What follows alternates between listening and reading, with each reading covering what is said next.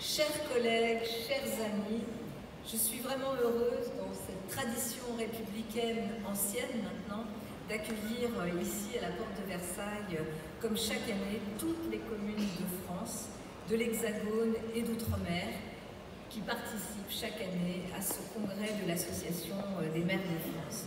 Permettez-moi de remercier vraiment très chaleureusement David Lisnard et André Léniel qui font vivre cette tradition républicaine. Je sais, pour les entendre et travailler avec eux régulièrement, que nous pouvons compter sur eux pour porter la voix de tous les maires de France. Alors cet après-midi, je veux vous parler de Paris, la ville dont je suis la maire, qui, comme chaque commune de France, a dû affronter de très nombreuses crises ces dernières années et qui, comme vous, a répondu présent. Je parle donc aujourd'hui en vous accueillant de Paris, la capitale de la France, qui a vu son maire élu pour la première fois au suffrage universel en 1977. Une commune qui, depuis Jacques Chirac, premier maire élu de la capitale, a su conquérir ses libertés. Une commune qui, dans les crises majeures que nous traversons, a toujours fait le choix de la solidarité avec l'ensemble du pays, bien sûr, la solidarité dans la ville, maintenir les services publics et aujourd'hui accélérer la transition écologique.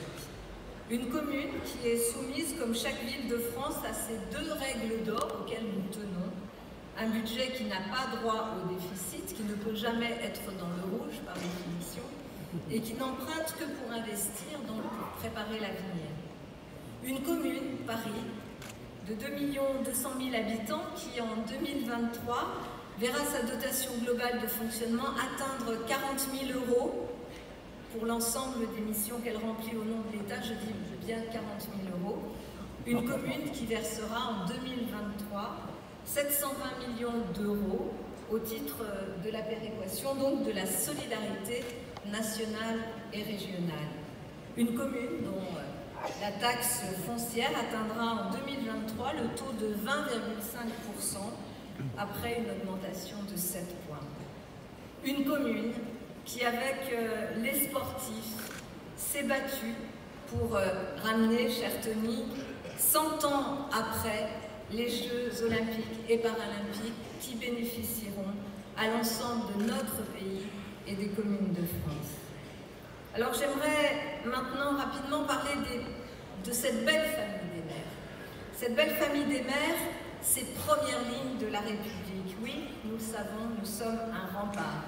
Nous l'avons été lors des manifestations des Gilets jaunes, en prenant le pouls du pays, en prise directe avec la population.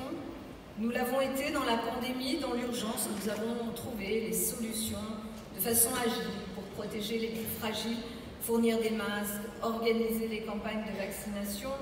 Nous l'avons été dès les premiers jours aussi de la guerre en Ukraine, et je veux saluer les maires ukrainiens, cher David, à qui tu as permis de venir dialoguer avec les maires de France. Les communes se sont mobilisées, nous l'avons vu, pour accueillir les familles ukrainiennes obligées de fuir leur pays.